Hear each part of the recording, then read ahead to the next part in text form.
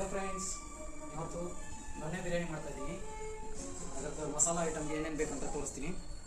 tomato, ಕೊತ್ತಂಬರಿ ಸೊಪ್ಪು, ಮೆಂತ್ಯ ಸೊಪ್ಪು, ಪುದೀನ, ಈರುಳ್ಳಿ, ಹಸಿಮೆಣಸಿನ್ಕಾಯಿ ಮತ್ತು ಗರಂ ಮಸಾಲ, ಶುಂಠಿ ಬೆಳ್ಳುಳ್ಳಿ ಪೇಸ್ಟು, ಗೀ,